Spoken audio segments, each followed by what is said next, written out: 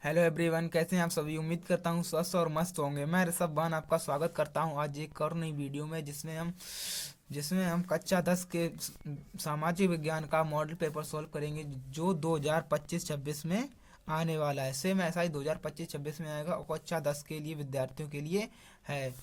जो सामाजिक विज्ञान का है और जो 70 अंक प्राप्त कराता है। तो चलिए बिना देरी करते हुए हम आगे बढ़ते हैं। अगर आपने अभी तक इस वीडियो को लाइक एंड चैनल को सब्सक्राइब नहीं किया है तो प्लीज़ कर लेना। चलिए बिना देरी करते हम आगे बढ़ते हैं। सबसे पहले यहाँ पर अपना नाम डालना है और यहाँ पर अपना अनुक्रम जानना है, यानी रोल नंबर डालना है। तो शुरू करते हैं। समय आपको दिया जाता है 3 घंटे 15 मिनट। कितना दिया जाता है? 3 घंटे 15 मिनट, जो कि सामान्य निर्देश पढ़ते हैं। सामान्य निर्देश में क्या रखा है कि पहले में सभी प्रश्न अनिवार्य है, यानी सभी प्रश्न को हल करना है। आपको जो जितने भी प्रश्न दिए गए हैं वो सारे आपको प्रश्न हल करने हैं। और दूसरा क्या कहता है, प्रारंभ में जो 15 मिनट प्रत्याशी को प्रश्न पत्र पढ़ने के लिए निर्धारित है। यानी जो समय टोटल होता है ना, समय टोटल होता है 15 मिनट। 3 घंटे 15 मिनट, जो आपको 15 मिनट दिए जाते हैं वो आपको जो प्रश्न पत्र है ना ये पढ़ने के लिए दिए जाते हैं। तीसरा क्या कहता है, तीसरा सभी प्रश्न पत्र 2 खंडों खंड आ वा में विभाजित है। खंड आ में 20 अंक हैं। बहुविकल्पीय प्रश्न जिनका हमारे से, यानी कि जो खंड 3 कहता है, जो प्रश्न पत्र हमारा दिया गया है वो खंड 2 में विभाजित है। खंड 2 में विभाजित है, खंड आ और खंड बा। जो खंड आ है ना उसमें आपको 20 अंक प्राप्त होंगे, जो OMR पर आपको उत्तर पुस्तिका में लिखना है। दूसरा, OMR सीट पर उत्तर अंकित किए जाने वाले पश्चात उस काटे नहीं रेजर या वाइटनर का प्रयोग ना करें। यानी कि जो आपको 4 विकल्प दिए थे, 4 में से अगर आपने सी भर दिया है, अगर वो गलत हो या सही, आपको दोबारा उसे काटना नहीं है ना, या तो रेजर करना है तो वाइटनर लगाना है। आपने जो भर दिया वही रखना है, एक बार जो भर दूँ। और 5 में क्या दिए, खंडवा 50 अंक का है। जो खंडवा है ना वो 50 अंक का है, और खंड आ जो 20 नंबर का, टोटल 70 नंबर का होता है। इसमें बढ़ात्मक तू मानचित्र संबंधित है। यानी जो आपको दो जिसमें भी मिलेंगे, बढ़ात्मक 1 और बढ़ात्मक 2, इसमें मानचित्र को निर्देश की दिया। और 6, दिए गए मानचित्र को उत्तर पुस्तिका में मजबूती से साथ संकलन करना आवश्यक है। यानी जो आपको उत्तर पुस्तिका का मानचित्र है ना वो एक साथ रखना है, दूर दूर में, अलग अलग नहीं। दृष्टिविधि विद्यार्थियों के लिए मानचित्रकार के स्थान पर अलग अलग से प्रश्न लिखे गए हैं। तो चलिए, वो सॉरी यहाँ पर हमने ध्यान नहीं दिया, यहाँ पर ये इतना है। दोबारा पढ़ता हूँ 6 से। दिए गए मानचित्र को अंक पुस्तिका में मजबूती के साथ संकलन का आवश्यक करें। जो दोनों को एक साथ बांधे, जो आपको धागा दिए जाएंगे वहाँ पर। और साथ में क्या, दृष्टि का विद्यार्थियों के लिए मानचित्र कार के स्थान पर अलग अलग प्रश्न लिखने के लिए दिए जाते हैं। तो चलिए बढ़ते हैं हम खंड आ की तरफ। खंड आ हमारा क्या कहता है, इसमें जो भी प्रश्न दिए जाएंगे वो आपको 1 नंबर देगा। जितने भी प्रश्न दिए जाएंगे आपको वो 1 नंबर देगा। बहुविकल्पीय प्रश्न क्या है, फ्रांस की क्रांति के परिणाम रूप है। फ्रांस की क्रांति के परिणाम रूप क्या क्या है, तो पढ़िए। 1, स्टेट जनरल के नाम बदलकर नेशनल असेंबली रख दिया गया। तो ये तो सही है, यहाँ ऐसा ही हुआ था, ये वेरी सही है। और दूसरा क्या कहता है, अंतरिक्ष आयतन निर्यात शुल्क को समाप्त कर दिया गया था। हाँ, ये भी किया गया था। और क्षेत्रीय बोलियों को प्रोत्साहित किया गया, ये तो नहीं किया गया था। और चौथा क्या गया, फ्रेंच राष्ट्रीय को साझा भाषा बना दी गई। हाँ, ये तो सही है। तो उसका कौन कौन सा सही है, पहला सही है, दूसरा सही है और चौथा सही है। तो इसमें पहला दूसरा चौथा, इसमें ये इसका राइट आंसर हो जाएगा ऑप्शन नंबर सी। इसका राइट आंसर हो जाएगा ऑप्शन नंबर सी हो जाएगा। अगर आपको 3 ना दिखाओ तो आपके देख लेना, ठीक है। इसका ऑप्शन ऑर्डर हो जाएगा ऑप्शन सी। तो आगे बढ़ते हैं अगले अगले सवाल की तरफ। अगला सवाल हमारा क्या कहता है, अगला सवाल है हमारा क्वेश्चन नंबर 2। क्वेश्चन नंबर 2 क्या कहता है, निम्न में से कौन नेपोलियन सहायता से संबंधित नहीं है। तो कौन सा नहीं है, इसका ऑप्शन नंबर सी हो जाए, डी हो जाएगा। ऑप्शन नंबर डी हो जाएगा। फ्रांसीसी नियंत्रण के अधीन क्षेत्रों को नेपोलियन सुधारों से मुक्त रखा गया था। ठीक है, ऐसे इसमें नहीं, इसका राइट आंसर हो जाएगा ऑप्शन नंबर डी। और तीसरा क्वेश्चन क्या कहता है, तीसरा क्वेश्चन कहता है हिंद स्वराज पुस्तक के लेखक हैं। जो हिंद स्वराज है इसके लेखक कौन है, बाल गंगाधर तिलक। ऐसा नहीं है, ऑप्शन नंबर बी है, महात्मा गांधी। इसका राइट आंसर हो जाएगा यही। महात्मा गांधी, जो महात्मा गांधी है ना, इसके लेखक हैं हिंद स्वराज के। क्वेश्चन नंबर 4 क्या कहते हैं, निम्न में से किस अंतरराष्ट्रीय मुद्रा कोष को विश्व बैंक में वोटों के आधार पर प्राप्त है, किसे है? इसका ऑप्शन नंबर ए है जापान, ऑप्शन बी है भारत, ऑप्शन सी है संयुक्त राष्ट्र अमेरिका, ऑप्शन डी है श्रीलंका। जो कि इसका राइट आंसर हो जाएगा ऑप्शन नंबर सी, संयुक्त राष्ट्र अमेरिका। और पांचवा देखते हैं, पांचवा क्या कहता है। पांचवा हमारा कहता है कि आ कथन 1928 से 1934 के बीच भारत में गेहूं की कीमत 50% तक गिर गई। तो उसका राइट आंसर हो जाएगा कौन सा, देखते हैं। खा में दिया गया है कार्ड 1919 में विश्व व्यापारी मंदी के लहर चली। तो उसका देखते हैं क्या ऑप्शन नंबर आ का सही है, खा का गलत है, और ऑप्शन बी है खा सही है और का गलत है। ऑप्शन सी कहता है का सही है किंतु खा की सही व्याख्या नहीं करता है। ऑप्शन डी है का सही है और खा की सही व्याख्या नहीं करता है। इसका राइट आंसर हो जाएगा डी, जो होता है का सही है और खा की सही व्याख्या नहीं करता है। इसका राइट आंसर हो जाएगा ऑप्शन नंबर डी। तो बढ़ते हैं अपना छठे क्वेश्चन की तरफ।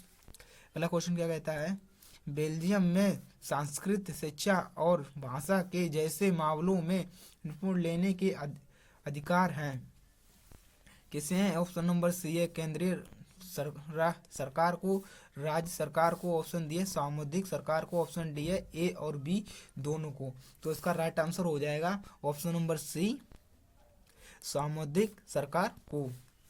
सातवां देखते हैं, सातवां है अवशिष्ट विषय पर क्या तत्व है।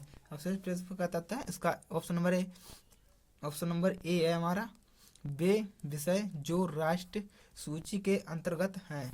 ऑप्शन बी है वे विषय जो संवर्धित सूची के अंतर्गत हैं। ऑप्शन सी है वे विषय जो संघ सूची के अंतर्गत हैं। वे विषय जो किसी बी विषय सूची के अंतर्गत नहीं है, जो कि इसका राइट आंसर हो जाएगा ऑप्शन नंबर डी, वे विषय जो किसी भी विषय की सूची के अंतर्गत नहीं है।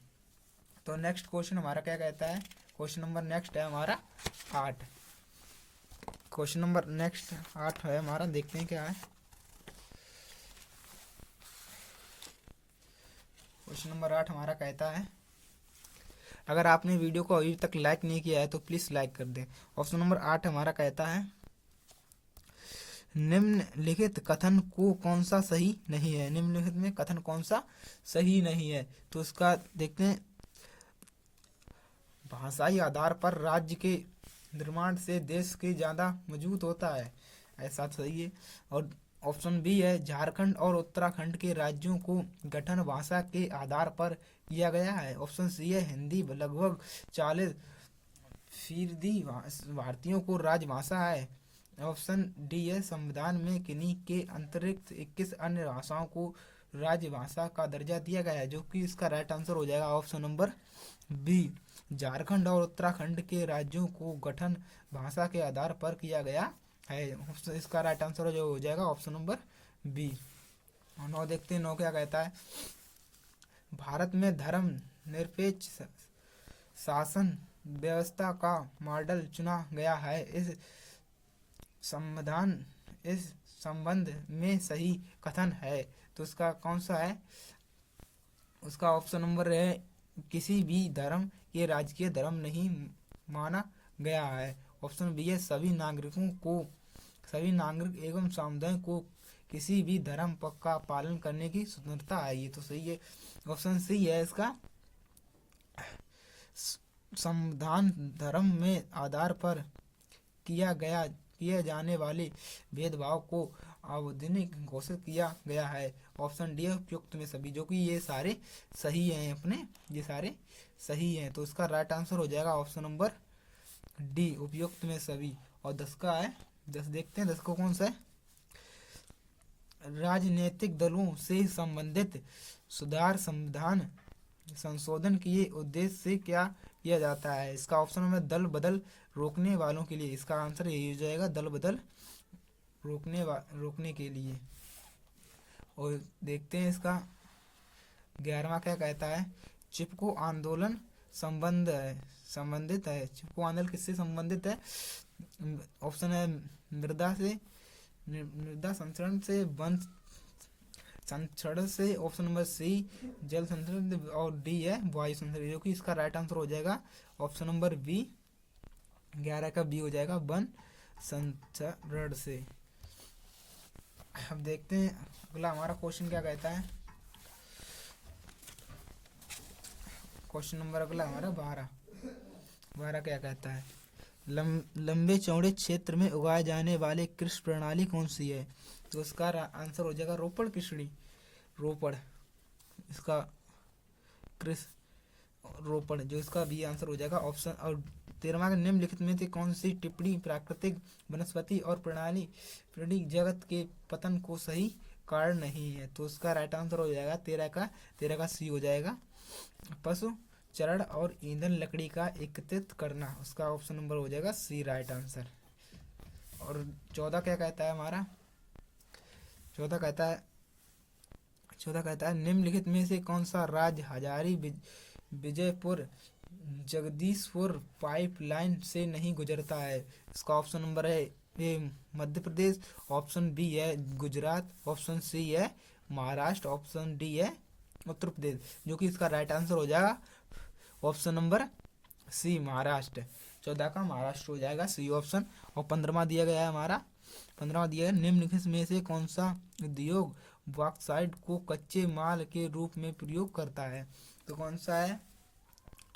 एल्यूमिनियम प्लगन, और बी कहता है कागज, सी है सीमेंट, और डी है इसका स्टील, जो कि इसका राइट आंसर हो जाएगा ऑप्शन नंबर ए एल्यूमिनियम प्रगलन। और 16 देखते हैं। 16 का क्या कहता है। 16 नंबर, एक वस्तु के अधिक साथ प्रक्रिया से उत्पादन क्षेत्र की गतिविधि है। उसका ऑप्शन ए हो जाएगा प्रथम, ऑप्शन बी है द्वितीय, ऑप्शन सी है तृतीय, और ऑप्शन डी है सूचना प्रौद्योगिकी, जो इसका राइट आंसर हो जाएगा ऑप्शन नंबर ए प्रथम।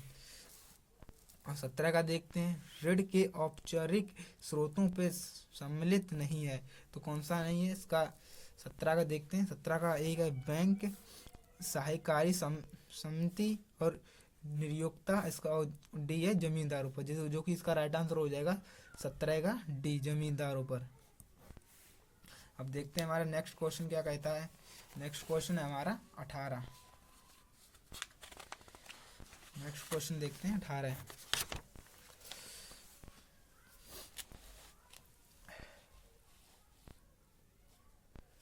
18 क्या कहता है। सामान्यतः किसी देश का विकास किस आधार पर निर्धारित किया जा सकता है? तो इसका देखते हैं। 18 का क्या है। 18 का ऑप्शन ए है प्रति व्यक्ति आय, और ऑप्शन बी है औसत साक्षरता स्तर, ऑप्शन सी है लोगों की स्वास्थ्य स्थिति, जो कि और डी है उपयुक्त में सभी। तो इसका राइट आंसर हो जाएगा उपयुक्त में सभी। ये तीनों सही होंगे तभी एक देश का विकास हो सकता है। ठीक है। और 19 नंबर को क्वेश्चन क्या कहता है। वैश्वीकरण के जीवन स्तर के सुधार से सहायता पहुंचाई गई है। तो कौन सा इसका हो जाएगा। सभी लोगों के लिए, विकसित देशों के लिए, विकासशील देशों के श्रमिकों के लिए, उपयुक्त में से कोई नहीं, जो कि इसका राइट आंसर हो जाएगा ऑप्शन नंबर बी विकसित देशों के लोगों के लिए। और 20 नंबर देखते हैं। 20 नंबर हमारा क्या कहता है। 20 नंबर कहता है हमारा निम्नलिखित में से सुमेलित किया गया है। तो देखते हैं क्या कैसा है। ऑप्शन नंबर ए कहता है एक उत्पाद के घटकों का वर्णन देना। तो उसमें से हो जाएगा ए का चौथा सूचना पाने के अधिकार, और बी कहता है एगल मार्ग इसका हो जाएगा तीसरे का एगल मार्ग किससे होगा। अनाजों और खाद्य तेल का गुणवत्ता का प्रणाली, और से उपयुक्त इंटरनेशनल, इसमें हो जाएगा उपभोक्ता कल्याण संगठनों को अंतर्राष्ट्रीय संस्था, और उसमें भारतीय मानक ब्यूरो हो जाएगा एजेंसी जो वस्तु और सेवाओं के लिए मानक विकसित है, जो कि इसका राइट आंसर हो जाएगा ऑप्शन नंबर ए हो जाएगा। ए का 4, बी का 3 और सी का 1 और डी का 2। और अब बढ़ते हैं वर्णनात्मक प्रश्न की तरफ। वर्णनात्मक वन, जो उत्तर पुस्तिका में लगभग 80 वर्ड लिखने हैं, 80 शब्द आपको लिखने हैं लगभग, ठीक है। तो उसका देखते हैं पहला क्वेश्चन क्या कहता है। हर प्रश्न में 80 आपको लिखने हैं, 80 शब्द लिखेंगे तभी आपका क्वेश्चन होगा, ठीक है। तो बढ़ते हैं। प्रथम विश्व युद्ध को ब्रिटेन की अर्थव्यवस्था पर पड़ने वाले 2 प्रभाव लिखिए, ठीक है। आपको 2 प्रभाव लिखने हैं जो जो ब्रिटेन पर प्रथम विश्व युद्ध के दौरान पड़े थे। अगर आपको ये आता है तो ठीक है, अगर नहीं आता है तो अथवा में भी एक आपको दिया गया। तो अथवा में क्या दिया, 19वीं शताब्दी में मुद्रा संस्कृति के प्रसार को महिलाओं पर पड़ने वाले 2 प्रभाव को लिखिए। ये आपको 4 नंबर देगा, दोनों के 4 नंबर आपको मिलेंगे, ठीक है। तो बढ़ते हैं दूसरे क्वेश्चन की तरफ। क्वेश्चन नंबर दूसरा हमारा क्या कहता है। केंद्र और राज्यों के संबंधों में आए बदलाव को स्पष्ट कीजिए। ये आपको 4 नंबर देता है। अगर ये आपको आता है ठीक, नहीं आता है तो अथवा में आपको और दिए गए हैं। अथवा में देखो क्या दिया गया। अथवा में आपको दिया गया है, अथवा में क्या दिया गया है आपको, देखिए सत्ता क्षैतिज वितरण के क्या आश्रय है, स्पष्ट कीजिए। आपको 4 नंबर मिलते हैं। और क्वेश्चन नंबर 3 की तरफ बढ़ते हैं। क्वेश्चन नंबर 3 हमारा क्या कहता है। क्वेश्चन नंबर 3 कहता है खनिज और संरक्षण के हेतु किन किन प्रयासों पर आवश्यकता है और क्यों। ये आपको 4 नंबर देता है। अगर ये आपको आता है तो ठीक है। अथवा में आपको और दिया गया है, दिन प्रतिदिन कृषि भूमि कम हो रही है, क्या आप इसके परिणाम स्वरूप को कल्पना कर सकते हैं और आज के दृष्टि से इसका कृषि के का क्या प्रभाव पड़ेगा। ये आपको 4 नंबर मिलते हैं इसमें। और चौथा क्वेश्चन हमारा दिया गया है, चौथा नंबर दिया है। चौथा क्वेश्चन क्या दिया, विदेशी व्यापार विभिन्न देशों के बाजारों के एकीकरण के सहायक है, सहायक रहा है। इस कथन को स्पष्ट कीजिए, जो कि आपको 4 नंबर इसमें प्रदान करता है। अगर ये आपको आता है ठीक, नहीं अथवा में दिया गया है। आपके विचार से एक उपभोक्ता के जागरूक होना क्यों आवश्यक है, किन्हीं 2 उदाहरणों द्वारा स्पष्ट कीजिए, ठीक है। ये आपको 4 नंबर का दिया गया है। अब आते हैं अपने वर्णनात्मक प्रश्न की तरफ। वर्णनात्मक 2 की तरफ उत्तर लगभग 150 शब्दों के बीच लिखना है, 150 के आसपास में लिखना है। अगर आपने अभी भी वीडियो को लाइक और चैनल को सब्सक्राइब नहीं किया है तो प्लीज़ कर लें।